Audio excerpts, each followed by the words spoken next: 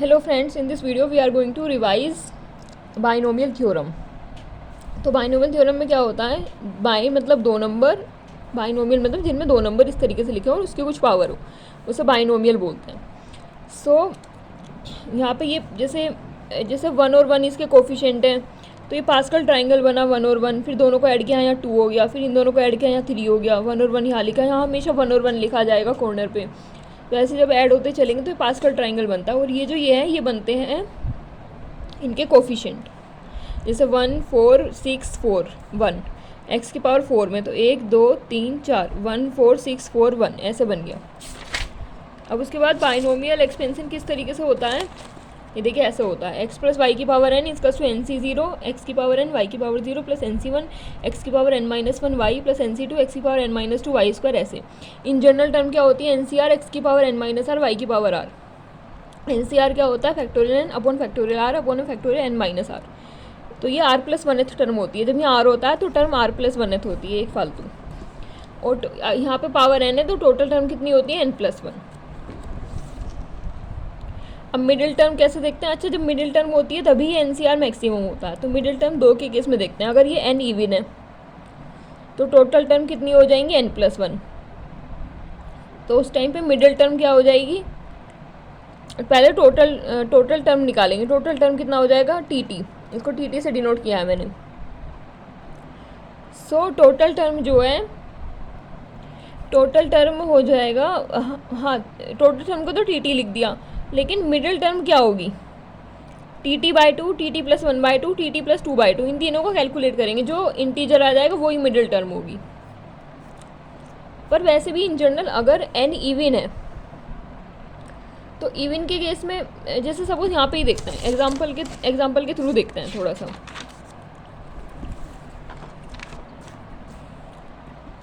जैसे यहाँ देखिए एक्स प्लस वाई की पावर टू, तो जब यहाँ पावर टू है तो मिडिल टर्म कौन सी है, सेकंड वाली, यानी कि मिडिल टर्म के टाइम पे आर की वैल्यू क्या आएगी,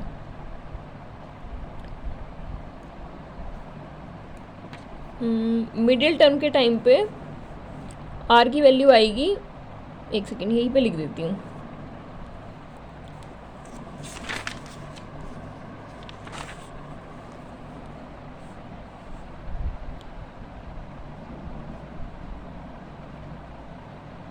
for middle term r equals to N by two, जब एन इवन है तो, और फॉर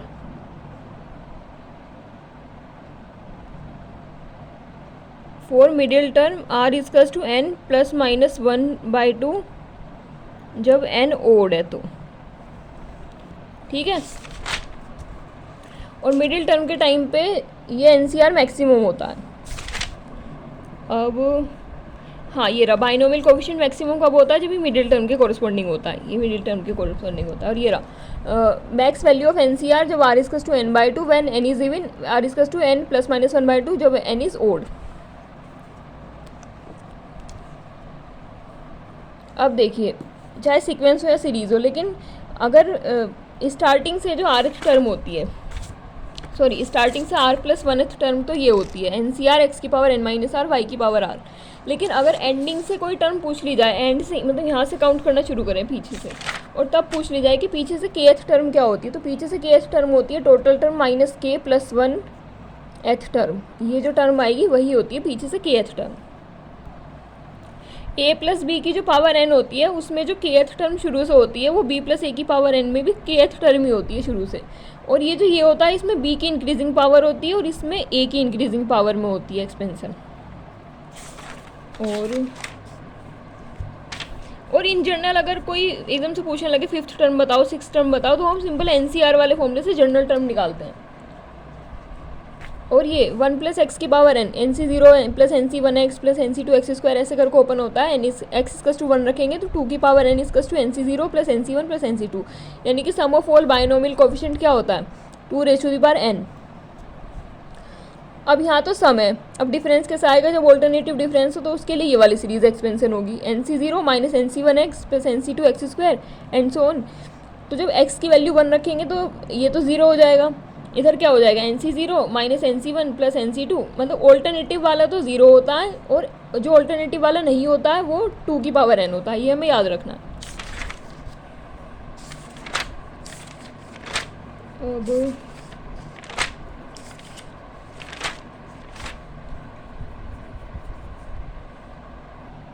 अगर कभी ऐसे दिया जाए A1 प्लस A2 प्लस और AR, ये आर है total number A1 A2 up to AR और उसकी पावर n, और हमसे पूछा जाए टोटल टर्म कितने होंगे, तो उसका जो फॉर्मूला है वो मैं बताती हूँ। उसका फॉर्मूला है R, तो यहाँ पे ये नंबर है A1 A2 एंड AR, तो n plus R minus 1 CR minus 1, इतने होते हैं टोटल टर्म जब इसका एक्सपेंसन करेंगे। लेकिन शर्त यह है कि ये A1 A2 ये सब लीनियरली इंडिपेंडेंट होने चाहिए। अब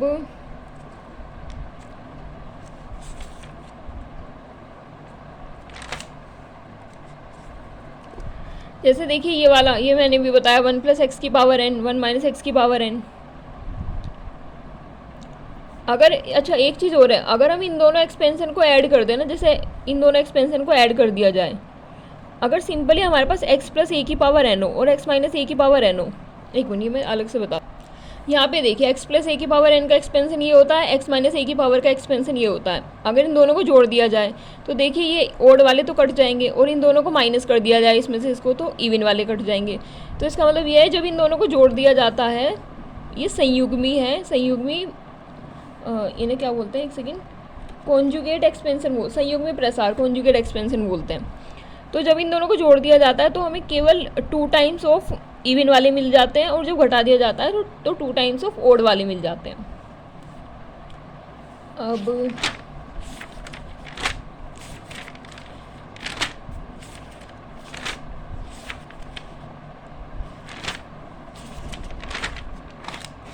जैसे यहाँ पे टोटल नंबर ऑफ टर्म कितनी होंगी, तो यहाँ पे सिंपली ऐसा नहीं है कि इसकी 14 और इसकी 15 हो गए, ऐसा नहीं किया हमने।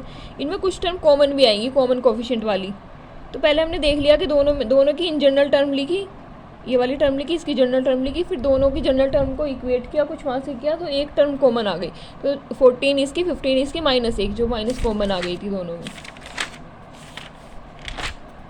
और अब यहाँ देखते हैं, हाँ तो अगर हम इन्हें जोड़ देंगे तो हमें इनके इवन वाले कोफिशिएंट मिल जाएंगे। अब देखते हैं कि इनके जोड़ने और घटाने में पदों की संख्या कितनी होती है। जैसे यहाँ देखते हैं, यहाँ पे शुरू में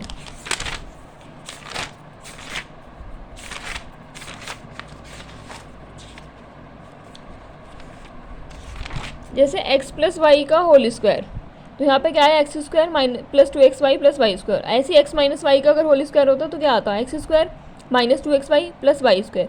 ये 2xy कैंसिल हो जाता तो 2x square plus 2y square, यानी कि 2 टर्म बच जाती।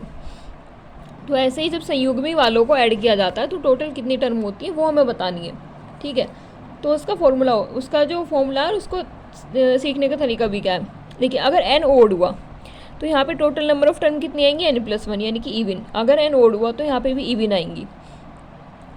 अब उन इवन वालों में से कुछ यहाँ पे माइनस होंगी, मतलब जो यहाँ होंगी उसी का ही ऑल्टरनेटिव यहाँ पे माइनस में होंगी, तो आधी कट जाएंगी, आधी बच जाएंगी। तो n+1 टोटल थी यहाँ पे, n+1 टोटल थी यहाँ पे, उन्हें जोड़ा तो n+1 ही रही स्टिल, क्योंकि है तो एक जैसी टर्म ही ना, लेकिन आधी कैंसिल हो गई तो n+1/2 बच गई यहाँ पे।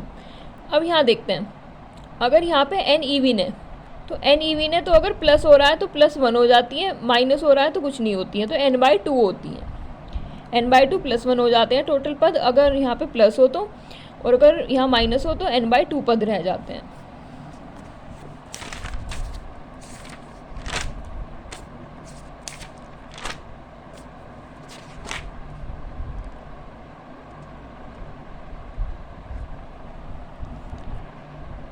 जैसे देखिए यहाँ पे ये है दोनों एक्सपेंसन, पूछा इसमें टोटल नंबर ऑफ टर्म कितनी होगी, तो इसमें टोटल नंबर ऑफ टर्म पहले तो इन्होंने इसे ठीक से लिखा, यहाँ पे टोटल टर्म 21, यहाँ पे भी टोटल टर्म 21, तो 21 + 21 42 नहीं लिख देंगे यहाँ पे, क्योंकि जो यहाँ 1 आएगा कॉन्स्टेंट, यहाँ भी 1 आएगा कॉन्स्टेंट, वो जब जुड़ेगा तो 2 हो जाएगा, 1 और 1 2 हो जाएगा, तो एक टर्म दोनों की ख़त्म हो जाएगी। तो जब एक टर्म दोनों की ख़त्म हो जाएगी तो 21 + 21 - 1, तो इतनी होगी यहाँ पे टोटल टर्म। तो हमें टोटल टर्म में बड़े ध्यान से देखना है कितनी होती है कितनी नहीं होती। अब जैसे यहाँ पे देखते हैं, यहाँ पे टोटल नंबर ऑफ टर्म इस वाले में पूछी थी, तो इन्होंने क्या किया, पहले ने अंदर ही अंदर मल्टीप्लाई कर लिया। जब इन्हें अंदर मल्टीप्लाई कर लिया तो क्या आया, x² - 4/x²। तो अब कितनी हो गई टोटल नंबर ऑफ टर्म्स, 4 + 1 5 हो गई। ऐसे यहाँ पे इन्होंने किया x + 3y 3x - y। तो यहाँ पे टोटल नंबर ऑफ टर्म पूछी थी, तो इन्होंने इन्हें पहले अंदर मल्टीप्लाई कर लिया, फिर देखा ये टर्म कॉमन आ गई तो ये 1 बन गई। सो 1 2 3, जैसे r की वैल्यू यहाँ पे 3 हो गई तो n + r-1 c r-1 होता है, तो उससे यहाँ पे टर्म निकाल ली। अगर ऐसे ही निकाल लेते दोनों की मल्टीप्लाई करके सिंपल ही, जैसे इसकी 5 टर्म इसकी 5 टर्म, 5 × 5 25, तो ये आंसर तो 15 था, वैसे हमारा 25 आ जाता आंसर, तो वो गलत हो जाता। ऐसे ही यहाँ पे इन्होंने टोटल नंबर ऑफ टर्म कैसे निकाली, पहले अंदर वाले को देख लिया, ये क्या है 1 - x⁻³ टोटल की पावर 33, तो 1 - x⁻³ 99, तो टोटल टर्म हो गई 100। ऐसे देख लिया, यहाँ पे तो नॉर्मली फॉर्मूला ही लगा दिया बस। ऐसे यहाँ पे देखेंगे x - 1 x - 2 x - 3 and x - n, ये इसके 1 2 3 अप टू n इसके रूट हैं, दिखाई दे रहे हैं कि 1 भी इसका रूट है, 2 भी 3 भी, मतलब शुरू के n नेचुरल नंबर इसके रूट हैं। तो इस पॉलिनोमियल में x⁻n - 1 का कोफिशिएंट पूछा है क्या होगा, तो x⁻n - 1 का कोफिशिएंट कुछ और नहीं बल्कि सम ऑफ रूट्स होगा। अब सम ऑफ रूट्स क्या होगा, सम ऑफ रूट्स क्या होगा 1 2 3 अप टू n, यानी कि 1/2n n + 1। अब यहाँ पे n की जगह 100 ले दिया, तो यहाँ पे क्या होगा 5050 आंसर हो जाएगा। सेम x⁻99 की पावर पूछ ली, क्योंकि वैसे तो यहाँ पे 100 तक है, तो x की पावर 100 बनेगा यहाँ पे जो पॉलिनोमियल बनेगा, तो x⁻99 की पावर क्या हो जाएगी, सम ऑफ रूट्स। ऐसे यहाँ पे पूछ लिया इंडिपेंडेंट ऑफ x का पद क्या होगा। अब जैसे ये वाला क्वेश्चन है कि अगर कोई ऐसा कुछ हो, जैसे यहाँ पे हो ax⁻α + 1/bx⁻β⁻n, अगर इस टाइप का हो और पूछा जाए कि इंडिपेंडेंट ऑफ x वाला पद कौन सा होगा, जो भी होगा उसके लिए r की वैल्यू क्या होगी। तो अगर इंडिपेंडेंट ऑफ x वाला पद tr + 1 है, तो r कैसे फाइंड करेंगे, r शॉर्ट ट्रिक से फाइंड करेंगे, शॉर्ट ट्रिक के चलते n⁴ अपॉन में α + β। अब इसका एप्लीकेशन है, जैसे ये है 3x - 2/x² की पावर 15, इसमें पूछा है कि कौन सा वो पद होगा जो इंडिपेंडेंट ऑफ x होगा। तो उसके लिए पहले हम r, तो मान लिया कि वो पद होगा r + 1वां पद tr + 1। तो r कैसे फाइंड करें, अब r फाइंड करने का एक तरीका है n⁴ अपॉन में α + β। अब इसका कंपैरिजन इससे किया, तो यहाँ से अल्फा क्या आया, अल्फा आ गया 1, बीटा क्या आया, बीटा आ गया 2, क्योंकि यहाँ पे x की पावर 2 है। n क्या है, n है यहाँ 15, तो r क्या हो गया n⁴ अपॉन में α + β, यानी कि 15 × 1 अपॉन में 1 + 2, यानी कि r आ गया 5, यानी कि छठा पद होगा जो कि इंडिपेंडेंट ऑफ x होगा। अब इसका एक तरीका ये भी है यहाँ पे वैसे कि इन जनरल टर्म निकालो और फिर x की पावर को 0 के इक्वल पुट कर दो, फिर वहाँ से r = समथिंग निकाल लो, r = समथिंग से पता चल जाएगा कि 11th पद होगा जो कि इंडिपेंडेंट ऑफ x होगा। ये भी तरीका है, और यहाँ से उसका कोफिशिएंट भी पता चल जाएगा कि इंडिपेंडेंट ऑफ x जो पद होगा उसका कोफिशिएंट क्या होगा। अब एक और यहाँ पे शॉर्ट ट्रिक है, देखिए जैसे हम नॉर्मली जब एक्सपेंशन देखते हैं x + y की पावर n, तो उसमें तो हम r + 1th टर्म कैसे देखते हैं, NCR x की पावर n - r y की पावर r। यहाँ पे इन जनरल पूछ लिया जाए कि x की पावर m का कोई कोफिशिएंट, मान लो एकदम से पूछ ले x की पावर 20 का कोफिशिएंट, x की पावर 10 का कोफिशिएंट, या कुछ पूछ ले, तो x की पावर m का कोफिशिएंट वाला पद अगर tr + 1 है, मान लिया कि इन्होंने पूछा x की पावर m का कोफिशिएंट बताओ, तो हमने कहा कि मान लिया वो पद जो है जिसमें x की पावर m आ रहा है वो tr + 1 है, तो यहाँ r की वैल्यू कैसे आएगी, यहाँ r की वैल्यू आएगी ये n, ये अल्फ़ा, ये बीटा, तो r की वैल्यू आएगी n⁴ - m अपॉन में α + β। जैसे ये क्वेश्चन है x/3 - 3/x³ की होल पावर 12, तो इसका कंपैरिजन हम इससे करेंगे अभी, ax की पावर अल्फ़ा + - 1/bx की पावर बीटा की होल पावर n। तो यहाँ n 12 है, अल्फ़ा 1 है, बीटा 3 है।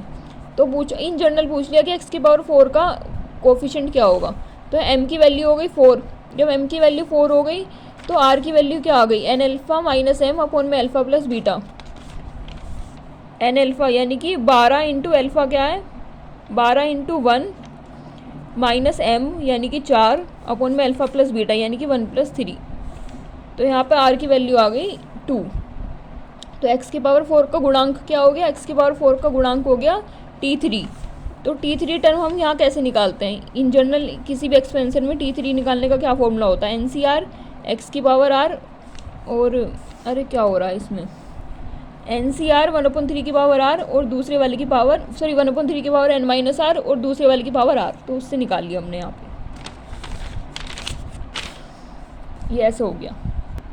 अब ये एक बहुत ज़रूरी प्रूफ किया है मैंने यहाँ पे, 2NCN किसके बराबर होता है। तो 2NCN जो होता है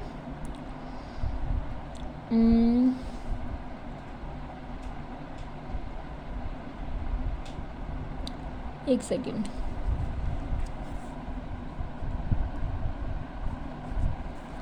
हाँ तो ये जो क्वेश्चन था, इस क्वेश्चन में पूछा था मिडिल टर्म। अब मिडिल टर्म क्या होती है, जब 2n होता है तो मिडिल टर्म क्या होती है, nth टर्म मिडिल टर्म होती है, क्योंकि 2n/2 nth term middle term होती है। तो कैसे बताऊँ, मतलब जब nth टर्म मिडिल टर्म नहीं होती है, n+1th टर्म मिडिल टर्म होती है, जब r की वैल्यू n होती है वो मिडिल टर्म होती है। तो यहाँ r की वैल्यू n है, तो 2NCN x की power 2n minus n 1/x की पावर n 1/2 की पावर n, ये मिडिल टर्म यहाँ से ही आई है इस वाले से। अब देखिए 1/2 की पावर n बाहर आ गया, 2NCN क्या हो गया, फैक्टोरियल 2n अपॉन में फैक्टोरियल n, क्योंकि कोफिशिएंट तो यही बनेगा ना, ये तो x की पावर है, कोफिशिएंट तो यही बनेगा। अब देखिए 1/2 की पावर n तो बाहर ही रहा, फैक्टोरियल 2n को ओपन कर दिया पूरे को, तो 2n-1 ऐसे करके करते करते 2n-n। अब 2n-n क्या होता है, फैक्टोरियल n, वहाँ से ये कट गया। अब बचा क्या, 2n-1 2n-2 ऐसे करके 2n-n-1, क्योंकि 2n-n था तो उससे पहले 2n-n-1 यानी कि 2n-1 बच गया यहाँ पे। और एक चीज़ और, ये जो 2n-2 ये जो टर्म थी ना, इन सभी टर्म में से मैंने 2 कॉमन ले लिया, तो 2 की पावर n ऊपर आ गया। मैंने इसका प्रूफ कर रखा है, एक सेकेंड, मैंने इसका प्रूफ शायद दूसरी कॉपी में कर रखा है, पर यहाँ पे मैं ऐसे ही बता देती हूँ। जो 2n-2 2n ऐसे करके जो टर्म थी सब में से 2 कॉमन ले लिया, तो 2 की पावर n ऊपर से कॉमन आ गया। जब 2 की पावर n कॉमन आ गया तो क्या बचा n, और यहाँ से देखो 2 कॉमन अगर आ जाएगा, 2n-2 में से 2 कॉमन ले लिया जाए तो n-1, ऐसे करते करते n-1 n-2 ऐसे 3 2 1 ऐसे बचेगा। तो वो हो गया फैक्टोरियल n। फैक्टोरियल n से वो वाला फैक्टोरियल कैंसिल हो गया, ये पहले कैंसिल हो गया था, और 2 की पावर n से वो कैंसिल हो गया।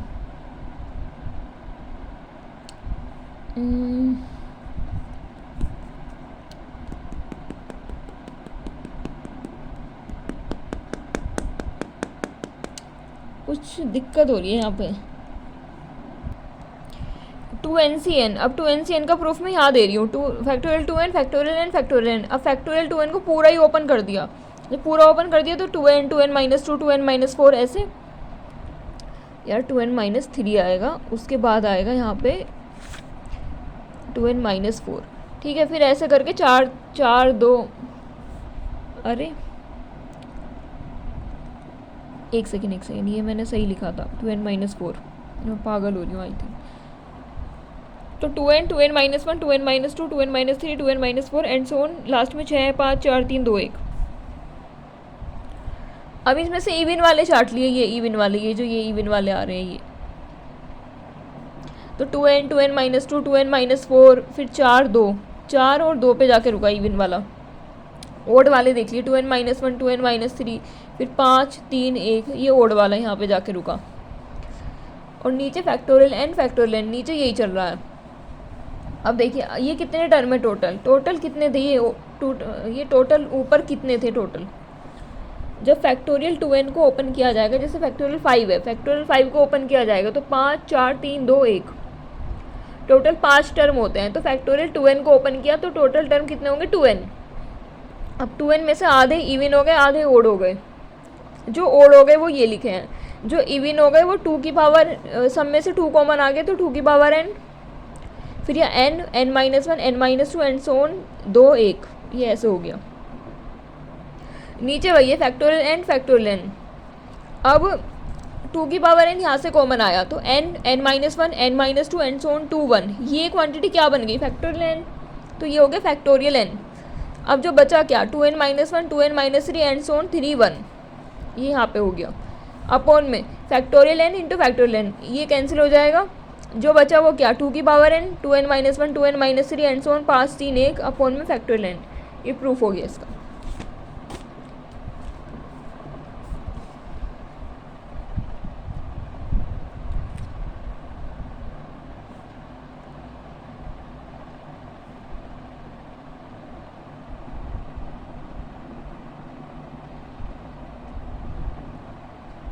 अब ये क्वेश्चन इसी फॉर्मेट में है, मतलब मिडिल टर्म का हमने जो निकाला था ना,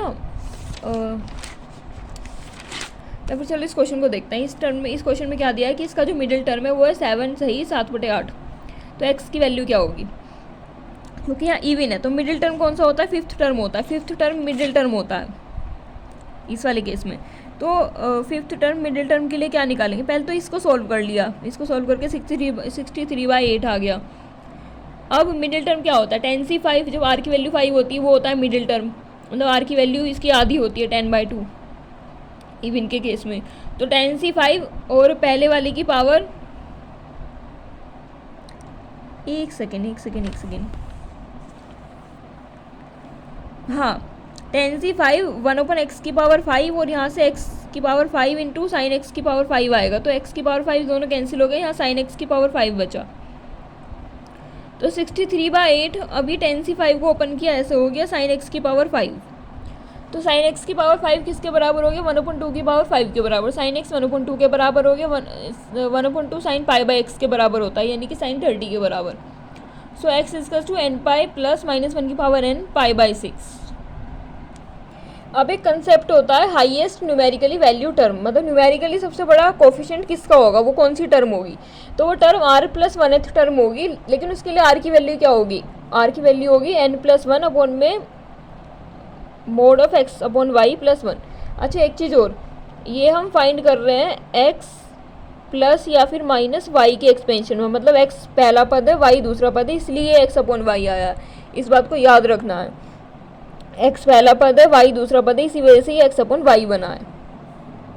जैसे ये क्वेश्चन है 1 + 3x की पावर 54, इसमें न्यूमेरिकली सबसे बड़ा पद कौन सा होगा, कौन सा कोफिशिएंट सबसे बड़ा होगा, एट x इजकल्स टू 1/3। तो देखिए पहला ये है, पहला पद 1 है, दूसरा 3x है, पावर 54 है, यानी कि वो पद जो है r+1th है वो पद, लेकिन r की वैल्यू क्या होएगी, r की वैल्यू होएगी r equals to n+1 upon में, ये पहला और ये दूसरा जैसे मैंने भी बताया था, तो 1 प्लस मोड में 1/3x, ठीक है, और फिर r इजकल्स टू 55 अपॉन में मोड में 1, क्योंकि 3x की वैल्यू क्या हो गई यहाँ से 1, तो ये हो जाएगा 27 पॉइंट समथिंग आ गया। लेकिन पद जो होता है, पद तो एक वो होता है ना इंटीजर के, पहला पद दूसरा पद, तो इसीलिए r की वैल्यू इंटीजर होगी, यानी कि r की वैल्यू यहाँ से 27 ले लेंगे, 27 ले लेंगे तो t28 हो जाएगा, 28 फिर वो टर्म हो जाएगी, t28 वो टर्म हो जाएगी, यानी कि 28वां पद। अब एक चीज़ हो रहा है इसमें, जो JEE के टीचर पढ़ाते हैं ना, एक सेकेंड,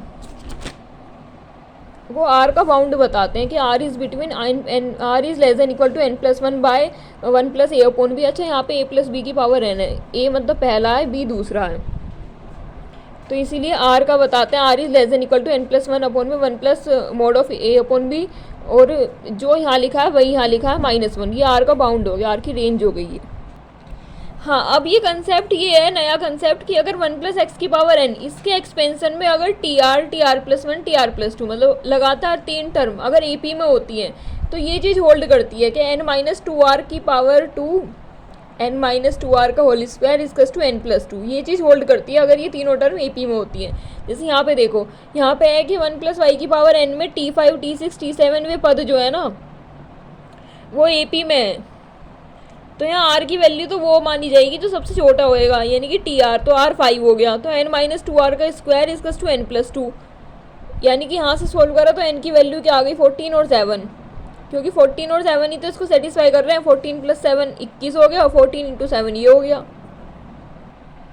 अब ऐसे यहाँ पे T R plus 1 T R plus 2 जो है ना वो AP में दे रखे हैं। तो जब AP में दे रखे हैं तो n-2r का होल स्क्वायर इसका टू n+2। अब यहाँ r तो ये छोटा वाला रहेगा भाई, r+1 r+2 इनमें से r सबसे छोटा है, वो यहाँ लिखा जाता है। तो 14 - 2r का होल स्क्वायर इसका टू दिस r की वैल्यू 5 और 9 आ गई यहाँ से, मतलब 5 6 7 या तो T5 T6 T7 होंगे AP में, या फिर 9 T9 T10 और T11 होंगे AP में। अब ऐसे यहाँ से M और R में रिलेशन आ गया इसी की वजह से, यहाँ पे यूज़ करने की वजह से फॉर्मूला। अब आगे का दूसरी वीडियो में पढ़ लेंगे। एक्चुअली एक कंसेप्ट और रह गया बड़ा इम्पोर्टेंट।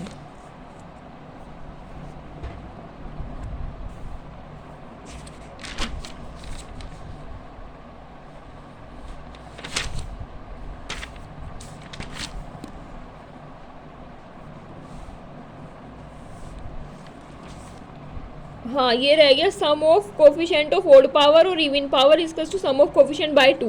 जैसे हमने वो पढ़ा था NC1 + NC2 + NC3 and so on NCN, वो होता है 2 की पावर n के बराबर। NC 0 से शुरू होता है, NC0 + NC1 + NC2 and so on NCN 2 की पावर n के बराबर होता है। अब अगर मुझे उसमें से केवल इवन वालों का निकालना है कि NC0 + NC2 + NC4 and so on NCN, तो उनका क्या होएगा? तो इवन वालों का होएगा 2 की पावर n/2, यानी कि 2 की पावर n-1। ऐसे केवल ओड वालों का निकालना है, वो क्या होगा? आधा हो जाएगा, यानी कि 2 की पावर n/2, मतलब NC1 + NC3 + NC5 and so on. केवल ओड वालों का निकालना है तो वो भी आधा हो जाएगा, यानी कि 2 की पावर n/2, यानी कि 2 की पावर n-1। अब एक चीज़ और है, अगर हमें सम ऑफ कोफिशिएंट निकालना है, इसके एक्सपेंशन में 101 टर्म आएंगे। अब 101 जो टर्म आएंगे उनके सभी के कोफिशिएंट को जोड़ना है, सभी के कोफिशिएंट का सम निकालना है। तो हम कुछ नहीं करते हैं, वेरिएबल की जगह 1 पुट कर देते हैं, 5x - 4y। अब ऐसा तो है नहीं पहले पूरा एक्सपेंशन करेंगे, 101 टर्म लिखेंगे, बारी बारी से सारे कोफिशिएंट निकालेंगे, फिर उन्हें जोड़ेंगे, ऐसा नहीं करते हैं। हम सिंपली कोफिशिएंट की जगह, मतलब वेरिएबल की जगह 1 पुट कर देते हैं। तो x की जगह 1, y की जगह 1, तो 5 - 4 की पावर 100, यानी कि 1 आ गया। ये रहा जो मैं बता रही थी, NC ये सब का एडिशन होता है 2 की पावर n, और इवन वालों को हो गया 2 की पावर n/2, ओड वालों को हो गया 2 की पावर n/2, और ऑल्टरनेटिव का हो गया NC0 - NC1, ये हो गया 0। वो मैंने बता भी दिया, प्रूफ भी बता दिया उसका। और हाँ, अब हमें ये बताना है कि जैसे इस टाइप का जो एक्सपेंशन है, अगर हम उसे ओपन करेंगे तो उसमें कुछ टर्म रैशनल आएंगी, कुछ इरेशनल आएंगी। इरेशनल जब आएंगी जब ये a की पावर 1/p बना रहेगा, b की पावर 1/q बना रहेगा। यहाँ p q n सब कुछ नेचुरल नंबर है या फिर इंटीजर है मतलब। तो जब कभी ऐसा कुछ बना रहेगा तो मतलब कुछ टर्म रैशनल आएंगी, कुछ इरेशनल आएंगी। मान लो n अगर मान लो कुछ ऐसा हो गया जो p भी n को काट दे, q भी n को काट दे, तो उस टाइम पे तो क्या होगा? उस टाइम पे रैशनल टर्म आ जाएगी। लेकिन अगर ना काट पाए, जैसे ये 5 है, ये 1 है, ये 3 है, तो ना काट पाए तो उस टाइम पे इरेशनल टर्म आ जाएगी। तो हमें बताना है कि हमें एक नंबर बताना होता है कि total number of rational term कह लो या इंटीजर टर्म कह लो या फिर रेडिकल साइन फ्री टर्म कह लो, कुछ भी कह लो, वो कितनी होंगी। और रैशनल के लिए फॉर्मूला होता है, इरेशनल के लिए फॉर्मूला ही नहीं होता है। तो रैशनल टर्म कितनी होंगी, total number of rational term इस केस में, तो वो होती है, अच्छा, यहाँ a की पावर 1/p + b की पावर 1/q की होल पावर n। तो total number of rational term होती है n/में LCM of p and q और +1। ये +1 इसलिए क्योंकि एक तो कांस्टेंट भी रहता है फ्री फ्रॉम x, तो जो भी है तो +1 ये फॉर्मूला होता है। जैसे यहाँ पे ये क्वेश्चन है 3 की पावर 1/2 + 5 की पावर 1/8 की पावर 256। अब हमें पूछा है कि इसमें total number of rational term कितनी होंगी। तो यहाँ n की वैल्यू 256 हो गई, p की वैल्यू 2 हो गई, q की वैल्यू 8 हो गई। अब कंपेयर कर देंगे बस। तो total number of rational term कह लो या इंटीजर टर्म कह लो, कुछ भी कह लो, वो हो गया 1 +, अच्छा ये ग्रेटेस्ट इंटीजर फंक्शन है, ये याद रखना है, यहाँ पे ग्रेटेस्ट इंटीजर फंक्शन है। ये तो ऐसी है बस, ये तो होल पावर है, ये कुछ ना है, ये ग्रेटेस्ट इंटीजर फंक्शन है। तो 1 + n/में LCM ऑफ p और q, यानी कि LCM ऑफ 2 और 8। 2 और 8 का LCM मतलब ऐसा नंबर जो जिससे 2 भी काट दे, ऐसा नंबर जिस नंबर को 2 भी काटे 8 भी काट दे, ऐसा सबसे छोटा नंबर। वैसे तो 16 को भी काट देगा, 2 भी और 8 भी, लेकिन ऐसे नंबरों में सबसे छोटा नंबर LCM। तो यहाँ क्या आ गया, 1 प्लस में ग्रेटेस्ट इंटीजर में 256/8। अभी 256 क्या होता है, 16 गुणा 16 या 8, 8 से वो कट गया तो 16 दूनी 32, 32 प्लस एक 33 टर्म होगी। मतलब जो 256 टर्म है उनमें से मात्र 33 टर्म ऐसी हैं जो कि बनेंगी रैशनल। अब इरेशनल कितनी बनेंगी, तो टोटल टर्म कितनी हो जाएंगी, 256 प्लस 1 यानी कि 257। अब 257 में से 33 माइनस कर देंगे, जितनी आएंगी उतनी बन जाएंगी इरेशनल टर्म। इसे लिख देती हूँ, इरेशनल मतलब total term minus rational term, यानी कि 257 माइनस 33, 4 बच गया, 5 में से 3 गए, 2 बच गया। 224 टर्म ऐसी हैं जो इरेशनल है, मतलब इरेशनल ही ज़्यादा होंगी, रैशनल कम होंगी। ये कैमरा कैसे चला जाता है। और हाँ, इनकी पावर को भी बिल्कुल मिनिमम करना है। जैसे देखो 3 की पावर 1/4, 9 की पावर 1/4, 8 की पावर 1/6, तो पहले से 3 की पावर 2 लिखा 9 को, फिर से काट दिया। तो बिल्कुल ऐसे करना पड़ता है जब इस फॉर्मूले को लगाएंगे। ऐसे नहीं है यहाँ पे ऐसे लगा दिया बस कि 4 और 6 का एलसीएम, और ऐसे 4 और 6 का एलसीएम भी क्या ही आएगा, क्या आएगा 4 और 6 का एलसीएम, 4 यानी कि 2 गुणा 2, 6 यानी कि 2 गुणा 3, तो 2 गुणा 2 गुणा 3 यानी कि 12 आ जाएगा। अब यहाँ 2 आ रहा है, उस टाइम फिर 12 आ जाएगा, तो दिक्कत हो जाएगी। तो इसलिए पहले देखभाल के फॉर्मूला लगाना है। अब ये है कुछ एक्सपेंसर, ही ना अगले वाली वीडियो में देख लेंगे।